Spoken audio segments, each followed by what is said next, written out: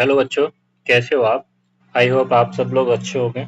आज से हम नया चैप्टर स्टार्ट करने जा रहे हैं जिसका नाम है मोशन। तो आओ मोशन को समझने की कोशिश करते हैं। अगर मैं आपसे पूछता हूँ कि कोई चिड़िया एक चिड़िया है जो उड़ती हुई जा रही है, वो मोशन में है या रेस्ट में है? तो आप लोग बोलोगे कि सर अब वो मोशन में है क्योंकि वो उड़ती हुई जा रही है। वहीं मैं आपसे पूछूं, आपके घर के सामने कोई लाइट का पोल लगा हुआ है, वो मोशन में है या रेस्ट में है? तो आप में से बहुत सारे बच्चे बोलेंगे कि सर वो रेस्ट में है, लेकिन वो रेस्ट में है तो आपने कैसे बताया कि वो रेस्ट में है? तो चिड़िया को कैसे बताया मोशन में? बोले सर वो उड़ती हुई जा रही है। नहीं, जब तक किसी के रेस्पेक्ट में आप उसे नहीं देखोगे, तब तक आप पता ही नहीं कर पाओगे कि वो रेस्ट में या मोशन में। जैसे कि अगर मैं आपसे पूछता हूँ कि ये कोई पेड़ है जिसके पास 5 मीटर की दूरी पर 5 मीटर की दूरी पर 8 बजे कोई कार खड़ी हुई है। फिर मैं दूसरा डायग्राम बनाता हूँ, उसमें भी सेम 5 मीटर की दूरी पर एक कार खड़ी हुई है 8:05 पर। तो अब मैं पूछता हूँ आपसे कि ये रेस्ट में या मोशन में? तो आप बोलोगे कि सर रेस्ट में है। कैसे बोलोगे? तो इसकी डेफिनेशन पर चलते हैं, फिर आप समझ पाओगे कैसे बोलोगे। जैसे कि इसकी डेफिनेशन है, whenever a body changing its position respect to stationary object and time is said to be in motion। कैसे? अगर किसके रेस्पेक्ट में? स्टेशनरी ऑब्जेक्ट के रेस्पेक्ट में आप देखते हो किसी चीज को, किसी ऑब्जेक्ट को, कि वो स्टेशनरी ऑब्जेक्ट के रेस्पेक्ट में टाइम के साथ साथ अपनी पोजीशन में चेंज ला रहा है या नहीं ला रहा है। अगर उसकी पोजीशन में चेंज हो रहा है तो वो क्या होगा? वो मोशन में होगी। अगर नहीं हो रहा है तो क्या होगा? वो रेस्ट में होगी। तो यहाँ कोई चेंज हो रहा है? आप बोलोगे कि सर नहीं हो रहा। तो ये किस में? ये रेस्ट में है। यहाँ भी किस में? ये रेस्ट में। अच्छा, अगर मैं यही दूसरा डायग्राम बनाता हूँ, ये सेम, ये 5 मीटर की दूरी पर 5 मीटर की दूरी पर एक कार खड़ी हुई है सुबह 8 बजे, और ये 50 मीटर की दूरी पर पहुंच चुकी है। अब कब? 8:05 पर। तो अब यहाँ मैं आपसे पूछता हूँ कि ये कार रेस्ट में या मोशन में? तो आप बोलोगे कि सर मोशन में। और यहाँ एक इसमें थी, रेस्ट में थी। एक इसमें रेस्ट में, किसमें? रेस्ट में। और एक इसमें बोलोगे आप कि सर ये तो मोशन में। आप बोलोगे sir car is in motion. किसमें? मोशन में। अच्छा, ये क्या है? ये अपना होगा स्टेशनरी ऑब्जेक्ट। सबसे जरूरी है स्टेशनरी ऑब्जेक्ट का होना। जब तक किसी के रेस्पेक्ट में आप उसको नहीं देखोगे तब तक आप पता नहीं कर पाओगे कि वो मोशन में या रेस्ट में। अच्छा, यही मैं आपसे पूछता हूँ कि मैं खड़ा हुआ हूँ इस जगह पे, मैं मोशन में हूँ या रेस्ट में हूँ? तो आप बोलोगे सर आप तो यहाँ एक जगह खड़े हुए हो, आप तो रेस्ट में हो। अच्छा, मेरा हाथ हिल रहा है, आपको हिलते हुए दिखेगा नहीं। अगर ये कोई व्यक्ति खड़ा हुआ है, इसका हाथ कंटिन्यू इधर से इधर, इधर से इधर, इधर से इधर मूव कर रहा है, तो ये मोशन में या रेस्ट में? आप बोलोगे कि सर मोशन में। अच्छा, ये व्यक्ति मोशन में है या रेस्ट में? आप बोलोगे कि सर ये तो रेस्ट में है, लेकिन इसका जो हाथ है वो मोशन में है क्योंकि वो मूव कर रहा है, एक जगह से दूसरी जगह अपनी पोजीशन चेंज कर रहा है। अच्छा, ये जो मैं खड़ा हुआ व्यक्ति, जैसे ये मैं खड़ा हुआ हूँ, मैं इतना गंदा नहीं लगता, मान के चलो मैं खड़ा हुआ हूँ, मैं मोशन में हूँ या रेस्ट में हूँ? तो आप बोलोगे सर आप तो एक जगह चिपके हुए हो, आप कैसे मोशन में हो सकते हो? आप तो रेस्ट में हो। आप किस में हो? आप किस में हो? रेस्ट में हो। अच्छा, मैं कहाँ खड़ा हुआ हूँ? आप बोलोगे कि सर आप तो अपने रूम में खड़े हुए हो। और रूम किस पर है? अर्थ पर। ये क्या है? अर्थ पर। मैं इस पे खड़ा हुआ हूँ और यहाँ यहाँ से आप पढ़ रहे हो। कहाँ से पढ़ रहे हो आप? देखो आपको कहाँ से पढ़ाई करवाता हूँ मैं। आप यहाँ से, ये क्या है, सन। आप सूर्य पर बैठकर पढ़ रहे हो। बोले सर कैसे पढ़ सकते हैं उस पर बैठ के? बस सोचना है, सपोज करना है। आप यहाँ बैठे हो, ये बैठे हो, आप लाल ताते हो रहे हो वहां बैठ के, आप यहाँ से मुझे देख रहे हो, और आपका भाई कहाँ से देख रहा है मुझे? वो यहीं बैठ के मुझे देख रहा है। अब ये बोलेगा कि सर आप रेस्ट में हो। क्या बोलेगा? कि सर आप रेस्ट में हो। और तुम बोलोगे कि सर आप मोशन में हो। बोले ऐसा कैसे हो सकता है कि सर एक ही समय में दोनों चीज कैसे हो सकती हैं? तो दोनों चीज ऐसे हो सकती हैं। एक महान साइंटिस्ट थे जिनका नाम था अल्बर्ट आइंस्टीन जी। उन्होंने कहा था, नोट करके लिखना है इसको, ये पूछा जाता है बार बार एग्जाम में। नोट करके लिखना है अच्छे से अपने नोट में, कि एक ही ऑब्जेक्ट, क्या लिखना है, same object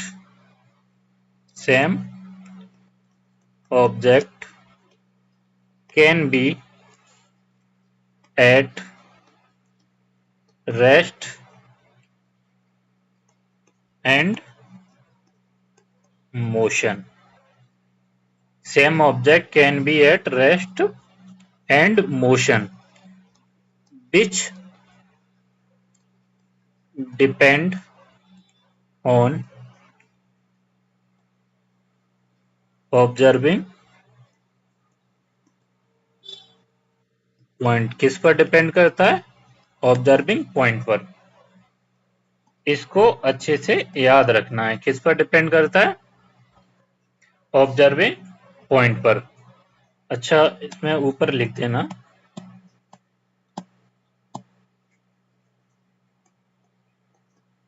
according to Albert Einstein.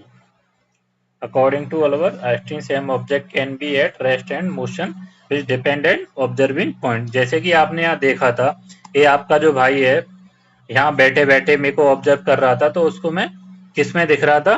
Rest में दिख रहा था। और आप यहाँ पर सन के ऊपर बैठ के ऑब्जर्व कर रहे थे, तो आपको कैसे दिख रहा था? मैं मोशन में। क्यों दिख रहा था?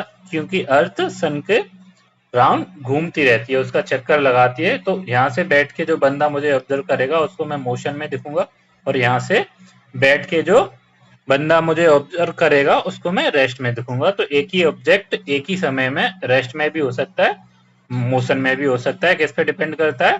पीओवी पर। किस पे डिपेंड करता है? पीओवी पर।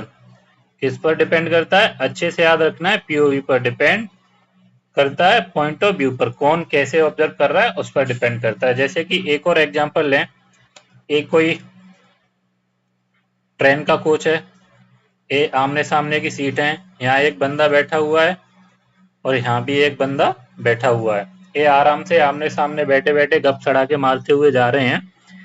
और तो ये दोनों एक दूसरे को देखते हैं, तो क्या पाते हैं कि एक दूसरे के सापेक्ष किसमें? रेस्ट में। और यही ये खिड़की है, और उसमें से एक अंकल यहाँ खेत में काम कर रहे हैं, और वो देखते हैं जब आपके सामने वाले को, जब देखते हैं वो, तो वो क्या पाते हैं? वो पाते हैं मोशन में। क्यों?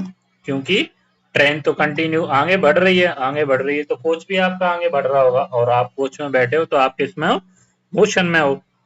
इसके पॉइंट ऑफ व्यू से, इनके ऑब्जर्विंग पॉइंट से, और तुम्हारे ऑब्जर्विंग पॉइंट से क्या है? रेस्ट में है। आई होप इतना आपको समझ में आया होगा। आगे इसमें एक डायग्राम और बना लेना आप ऐसे। रेस्ट तो आपको पता ही है, वेन एवर ए बॉडी जब अपनी पोजीशन चेंज नहीं करेगी स्टेशनरी ऑब्जेक्ट से, तो वो किस में होगी? रेस्ट में होगी। ये 5 मीटर की दूरी पर सुबह 8 बजे, और यहाँ पर भी 5 मीटर की। आपके सर की ड्राइंग अच्छी नहीं है तो ड्राइंग पे जाने की जरूरत नहीं है, समझो आप तो बस। ये 5 मिनट पर भी सेम डिस्टेंस पर है, तो ये क्या हो जाएगी? ये रेस्ट में हो जाएगी। ये आपका क्या हो जाएगा? आप बोलोगे कि सर स्टेशनरी ऑब्जेक्ट, ये क्या है? Stationery object, stationery object. यहाँ भी सेम स्टेशनरी ऑब्जेक्ट, एक इसमें रेस्ट में। इतना आपको समझ में आया? आगे अपन पढ़ते हैं टाइप ऑफ पॉसिबल मोशन। तो कितने टाइप होते हैं पॉसिबल मोशन के? मोशन के कितने टाइप होते हैं? तो आप बोलोगे कि सर दो टाइप होते हैं, एक होता है यूनिफॉर्म मोशन, एक होता है नॉन यूनिफॉर्म मोशन। अच्छा, यूनिफॉर्म मोशन क्या होता है? यूनिफॉर्म मोशन होता है एक type of motion, A type of motion. आप मेरे कर्सर पर ध्यान दीजिए और साथ ही साथ पढ़ने की कोशिश कीजिए। A type of motion in which body travels equal distance in equal interval of time. क्या होता है? Equal distance, equal distance in equal interval of time. क्या करता है? Travel, travel equal distance in equal interval of time in you. तो इसको क्या बोलते हैं? Uniform motion. यूनिफॉर्म मोशन में स्पीड क्या रहती है? स्पीड रहती है कांस्टेंट और इक्वल। हमेशा क्या रहेगी? यूनिफॉर्म मोशन में स्पीड कांस्टेंट रहेगी। यानी अगर कोई कार 5 सेकंड में 10 मीटर की दूरी कर रही है, तय करती है, तो वो 10 सेकंड में 20 मीटर की डिस्टेंस कवर करेगी। इसको अपन आगे ग्राफ से समझने की कोशिश करते हैं। एक इसकी वैल्यूज दी हुई हैं, डिस्टेंस दिया हुआ है और इसमें टाइम दिया हुआ है। टाइम को अपन सेकंड में मेजर करते हैं और डिस्टेंस को मीटर में। तो ये 5 सेकंड और ये 10 सेकंड, ये 15 सेकंड और ये 20 सेकंड। और डिस्टेंस दी हुई है 10 मीटर, 20 मीटर, 30 मीटर और ये 40 मीटर। ये 40 मीटर। ओके, इसको ग्राफ पर, डिस्टेंस टाइम ग्राफ पर समझने की कोशिश करते हैं। तो ये अपना क्या होता है? कोऑर्डिनेट में आपने पढ़ा होगा एक्स एक्सिस, और ये होता है बाई एक्सिस। ये क्या होता है? By axis. इस पर अपन टाइम को दर्शाएंगे, टाइम को सेकंड में, और इस पर डिस्टेंस को, डिस्टेंस को मीटर में। अच्छा, ये होता है आपका ओरिजिन। यहाँ पर क्या होता है? ओरिजिन। टाइम कितना है अपना? 5 सेकंड, फिर कितना है? 10 सेकंड, फिर कितना है? 15 सेकंड, फिर कितना है? 20 सेकंड। और डिस्टेंस कितनी है? 10 मीटर, 20 मीटर, 30 मीटर और कितनी है? 40 मीटर। अब आप इन पॉइंट्स को मिलाओगे तो इसको देखोगे, ये कितनी कवर कर रहा है, ये कितना कवर कर रहा है। आप बोलोगे कि सर 10 मीटर। तो इसका पॉइंट कहाँ बनेगा? यहाँ। यहीं आप देखोगे इसको ऐसे ऐसे करके जब आप, तो इसका कहाँ बन रहा है? यहाँ पर बन रहा है। सेम इसका कहाँ बनेगा? यहाँ कहीं बनेगा। और 20 सेकंड में 40 मीटर की डिस्टेंस कवर करेगी। 20 मीटर में अगर 40 मीटर की डिस्टेंस कवर करते हैं तो वो कहाँ बनेगा? यहाँ कहीं बनेगा। अच्छा, अगर आप इनको मिलाते हो इन पॉइंट्स को, तो आप पाओगे कि ये एक बिल्कुल स्ट्रेट लाइन में आगे जा रहा है, स्ट्रेट लाइन में आगे जा रहा है। तो आप क्या बोलोगे कि sir distance time graph uniform motion के लिए हमेशा स्ट्रेट लाइन में बनेगा। किस में बनेगा? स्ट्रेट लाइन में बनेगा। अब जरूरी नहीं है ये यहीं पर बने, ये ऐसे भी बन सकता है, ये ऐसे भी बन सकता है, लेकिन लाइन हमेशा स्ट्रेट रहेगी, स्ट्रेट रहेगी, कोई कर्व नहीं रहेगा। ओके, समझ में आया? ये तो ग्राफ तो आपको समझ में आया ही होगा। ये एक्स एक्सिस होता है, ये अपना बाई एक्सिस होता है। बाई एक्सिस पे अपन ने डिस्टेंस को लिया हुआ है और एक्स एक्सिस पे अपन ने टाइम को लिया हुआ है। अच्छा, इसमें ये ऐड ऑन कर देना, साथ में लिख देना आप कि distance time graph, distance time graph for